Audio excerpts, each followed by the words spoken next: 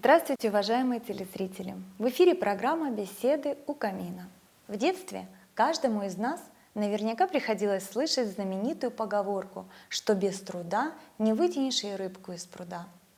Эти простые слова так часто повторяем мы на протяжении всей жизни себе и своим детям, пытаясь чему-то научиться.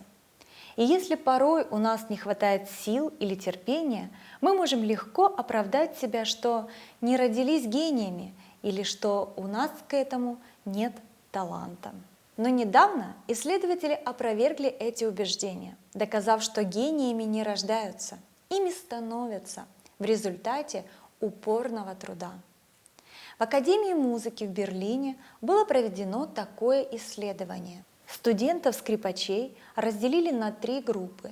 В первую вошли звезды мирового класса, во вторую те, кого оценили как перспективных, в третью студенты, которые в лучшем случае могли стать учителями музыки в школе.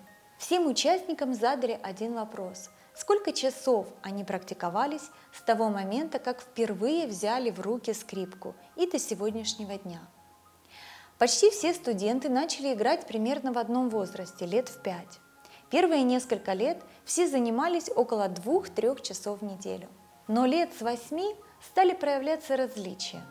Лучшие студенты упражнялись больше всех остальных, год за годом увеличивая число занятий до 30 часов в неделю.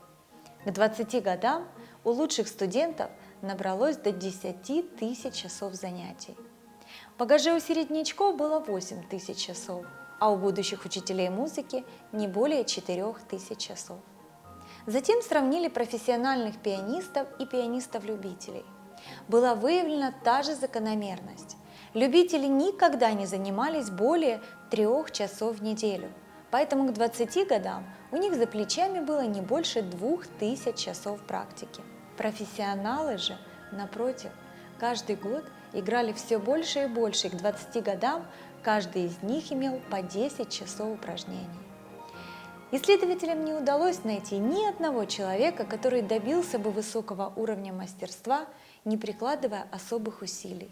Ученые даже вывели волшебное число, ведущее к мастерству – 10 тысяч часов. Философ Бенедикт Спиноза сказал однажды: «Жизнь можно прожить либо тем, кто ты есть, либо тем, кем ты можешь стать». Если у вас есть жгучее желание достичь чего-то в спорте или каком-то умении или карьере, тогда все, что вам нужно, это работать в этом направлении.